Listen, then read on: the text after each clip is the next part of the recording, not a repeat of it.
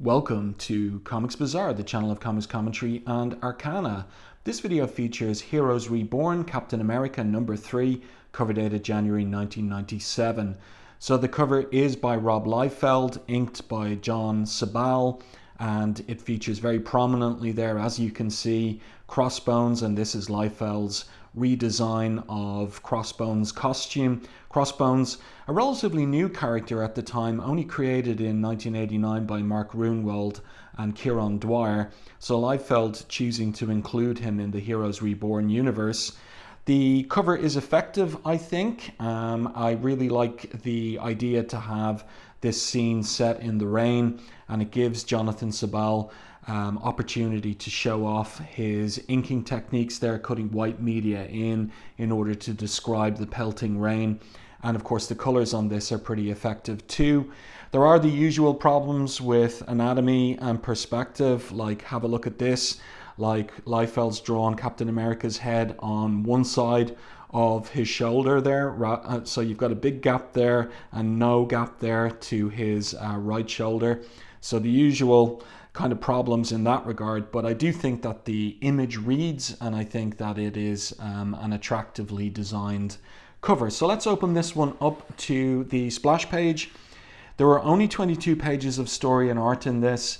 We have a number of splash pages, like a full page image like this one, and there were 2 double page vertical images as well. So a lot of the story is taken up with these splash pages and double page spreads. But I do think the opening of this particular chapter is pretty good and interesting from Liefeld. So this is Nick Fury speaking here, close your eyes, and we have a flashback to the past, as it will turn out. You wanted to see me, sir. Maybe we imagine that Captain America is having an interview with Nick Fury, but no. So let's turn the page and see who he's talking to. So another full page image there. Try and remember, says Nick Fury. 1945, the White House, the office of the President, Harry S. Truman. So this is a pretty well drawn office space by Liefeld. My information is that Liefeld drew all the backgrounds himself for his Heroes Reborn Captain America run, and if so, some of these backgrounds work pretty well, and the office is well designed, the Oval Office there. So Truman says to him, "You've become every mother's son, every child's dream, a living symbol of all that's good and decent about the American way of life.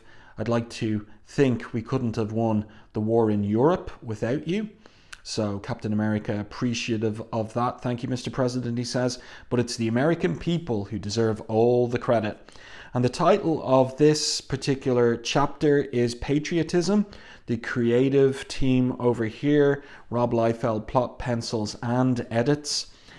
Jeph Loeb is the writer, that is to say that he is scripting over Liefeld's plot.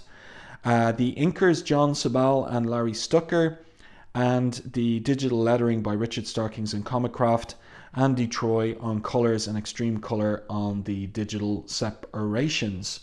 So we get a close-up here on Truman. He says, to paraphrase the late great Will Rogers, quote, "I never met a patriot that I didn't like. That's why you're here, son. 13 hours ago, an American airplane dropped one atomic bomb on Hiroshima. The force from which the sun draws its power, that's hydrogen, has been loosed against those who brought war to the Far East." So Captain America is taken aback. He's flabbergasted. What? Why? With Hitler defeated, surely Tokyo will surrender? And the president replies, "We don't know that, and neither do you. When we took into account the loss of lives required for a full-scale invasion of Japan, we decided the American people have sacrificed enough." And I've read that in history books and accounts of the Second World War, that it was a calculation made that it could have cost maybe up to 250,000 lives for a land invasion of Japan. So the decision was to drop the atomic bombs. But Captain America isn't on board. But an atomic bomb, he protests. "My God, does anyone know what's been unleashed on this world?" "That's where you come in, Cap," says the president. "Me?" he asks. "I want you to stand by my side when I tell the Congress and the American people on radio that you support this decision." And what does Captain America, the patriots say in response, after a hesitation, I respectfully decline. So you'll remember that Chuck Dixon was supposed to have been on board as scripter for Liefeld's run on Heroes Reborn, Captain America, but there was creative differences and he dropped out of the project and Jeph Loeb came on board instead. And this is what I feel was the breaking point here. This is what I feel was the creative disagreement. I rather reckon that Chuck Dixon wouldn't have been on board with this version of Captain America, who would decline to stand beside the president in respect of a decision made by the president concerning ending World War II in the Pacific. So there you go. Interesting. And of course, it's an ethical and moral debate that is ongoing. So people will have their different opinions about it. But clearly, Liefeld's perspective on Captain America is that he wouldn't have supported that particular decision. Again, I think the office there and the colouring by Andy Troy suggesting, is it the morning sun coming in or the evening sunshine? The west wing, does that mean that this is facing west, this window? So is it then it would be the evening time, the evening sun. Somebody can let me know about that in the comment section. So let's continue with the story. I do think that this is an interesting opening by Liefeld, and I think he's doing the best he can on these pages. Looking at some photo reference there for Harry Truman as well. But there's the usual oddnesses, such as the fact that Captain America, when he comes in to the Oval Office, is directly facing the president. But in this particular three-quarter perspective angle down on the office, he's somehow moved to the left on the rug. And of course, he looks just like a giant here while Truman's sitting down at his tiny office desk. So there you go. We get, he's going to give a speech. So we've got the flag in the background. And what does he have to say there? I cannot and will not in good conscience support this decision. One of the founding principles upon which this great country was based is the freedom of speech. You did what you thought was necessary to bring this horrible war to an end. I disagree with you, and we can stand here until tomorrow morning and I will still disagree with you. Okay, so it definitely is the evening time. I won't have any part of it, says Captain America, and if that means that people in this room are going to suffer the consequences for their actions, then it's time you all learned. If you can't take the heat, get out of the kitchen. And he leaves the Oval Office, slamming the door. So that's rather an angry exit from Captain America. Why does he get so enraged here at the end of his speech? In any case, Nick Fury here in the present says, so you went and did it. You walked out on your commander-in-chief, disobeying a direct order. But I didn't see a direct order there. The president didn't order him to stand by him. So Nick Fury is kind of putting a negative interpretation on what happened that isn't in line with what actually happened. There was no direct order. In any case, Fury says, what you don't know is what happened next. So what does the president say? I was afraid this might happen, he says. You can't have someone as popular as Captain America raising Cain with our policies. But being a president is like riding a tiger. A man has to keep on riding or be swallowed. I'm open for suggestions, gentlemen. So General Thunderbolt Ross is there, and he says, Mr. President, this is Sergeant Nicholas Fury. He's been put in charge of a new secret task force, appropriately called SHIELD. And what does Nick Fury say? Hard-nosed, you got a problem with your Patriot, sir. I can make it go away. So what was the solution? We're back in the present. And Fury there says, and that's exactly what we did, Steve. When we went into Berlin in early 45, the intelligence boys got a hold of a plan Hitler was going to use himself. We called it Operation Sleeper. It enabled us to make adjustments in your head while the super soldier serum in your blood kept you young. Because of that, we had to keep moving you around. You've been a soldier, a school teacher, a policeman, a steel worker. You were even a commercial artist for a while. And these are references to what Steve Rogers was in Marvel continuity, including when he was a commercial artist working for Marvel Comics, when he quit as Captain America in the 70s. late 70s, but that didn't go over so well, says Fury. Is any of this starting to sound familiar, Steve? So, like, this is decompressed storytelling here. I think we could have had all of this narrative on the one page. Anyway, what's Steve's response? Lies. He says, I gave my heart and soul to this country. I did it with pride, and you made my life into a lie. Fury responds, like I told you before, you didn't give me or the blasted president of the United States any kind of choice on the matter. And Steve turns around, whirls around, and says, I don't remember being given a choice. And look at his family there, just standing frozen. Nick Fury holding the face of Steve's robot wife there. It's all very darkly humorous if you want to look at it from that perspective. Also, Steve is growing a bit of a beard there. His morning shave is not doing the job in the evening time. It was a different time, says Fury. America had just won World War II. And Steve replies, I was one man with the right to an opinion. Fury replies, don't kid yourself, Steve. You taking a stand against the president would have broken this country into pieces. So, what does Steve say? He says, I happen to have a little more faith in the American people than you do. So that's kind of interesting from the vantage point of 2025. Steve Rogers believes that the American people wouldn't be divided on a question of a patriot disagreeing with the president. So I don't know, it's hilarious now in a way. Now, asks Fury, now you do get a choice. You can go back to sleep, so to speak, or you can come back to work for Uncle Sam. So Steve just looks at him, saying nothing. This happens a fair bit actually in this issue, where he doesn't say anything in reply, he just looks.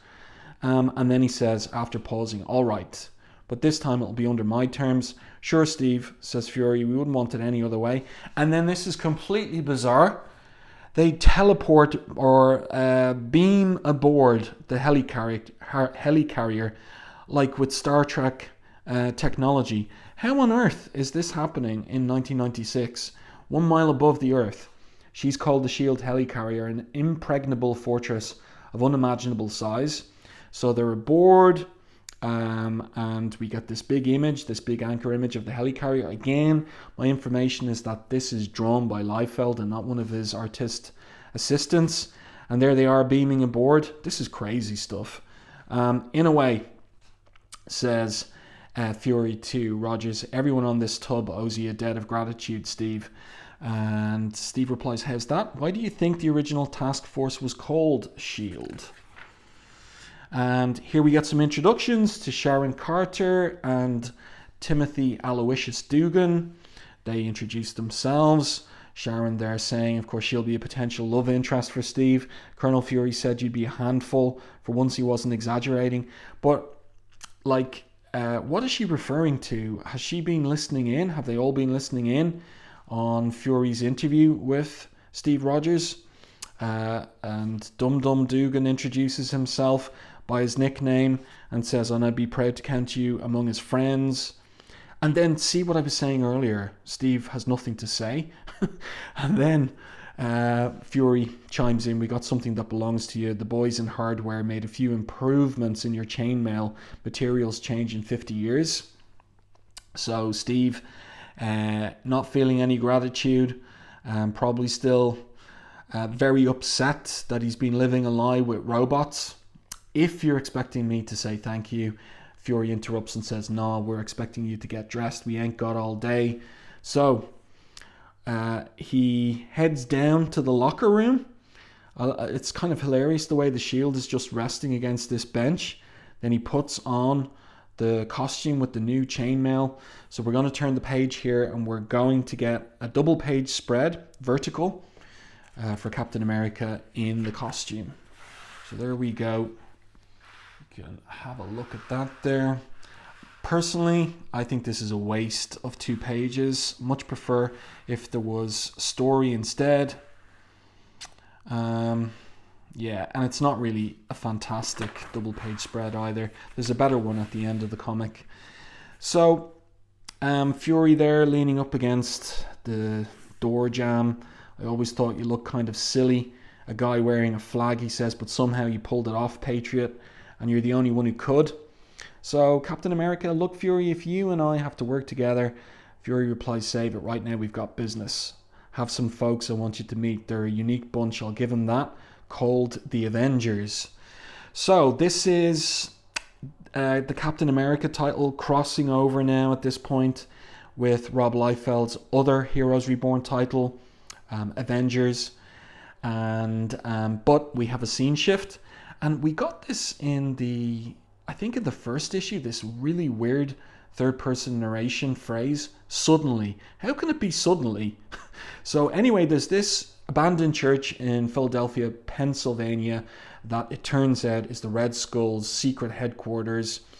He's got a stockpile of nuclear missiles under the church as well, and he's there musing, philosophizing on time, how precious it is, he says, made only more so by fools who waste it.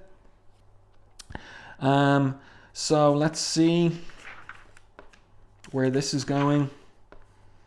And yeah, so he's standing up beside his throne. Interesting little banner there with a Red Skull emblem on it, but it's a pity that it's covered over by the speech balloon.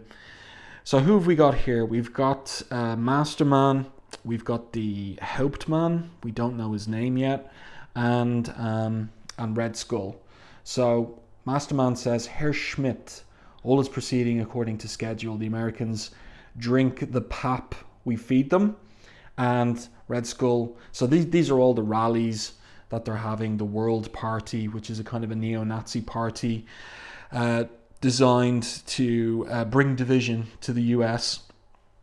And Red Skull replies, then please do me the courtesy of not speaking to me like the huddled masses who adore you. Alexander, you know now that in your vigorous attempt to regain the shield, you awakened my most hated foe. So a reference back to issue 1. What does Masterman have to say? Surely the infamous Red Skull holds no fear for a man. You see, the phrasing is off there. This is a bit weird. Surely the infamous Red Skull is not afraid of a man whose abilities and ideals belong only in the past, is the more natural way of saying it. The Red Skull is annoyed, but there's no exclamation point. This is not about me, even as it seems like he's shouting. This world has drifted for 50 years, waiting for the ore of Aryan supremacy to right its course. Of course, Captain America poses no threat, he says. So much so that I've enlisted a powerful ally to eliminate him immediately. That doesn't follow. If Captain America poses no threat, why enlist a powerful ally to eliminate him immediately? It just doesn't track. In any case, who's the powerful ally? It's Crossbones. So this is pretty much the image we got on the cover, except, another one of these Liefeld continuity details. So we have a little skull, half skull, belt buckle there, but a normal belt buckle here when Crossbones turns up in the comic itself. So a little continuity error there regarding the costume. I think I prefer the little skull emblem. So what does Red Skull continue to say? Then he says, you see, Alexander, a wise soldier knows when to speak and when it is unnecessary. So Masterman's outraged. I'm the pride of the Aryan race. He protests, I alone have earned the right to battle the American. Red Skull replies, Alexander, surely you know that for every action there's a reaction. You woke up Captain America and I have reacted, he says. Meanwhile, this guy has nothing to say in the scene whatsoever. And then we switch to Arlington National Cemetery, Virginia. So that's a pretty decent establishing shot there. We know Captain America is arriving. That's a nice little shot of him, top-down angle. But this narrative caption doesn't make sense. Arlington National Cemetery, Virginia, where old soldiers go to die. That's wrong. Like, that's incoherent. Old soldiers, when they're dead, are buried there. Like, people don't go there to sit around and die in a nursing home beside the place, I assume.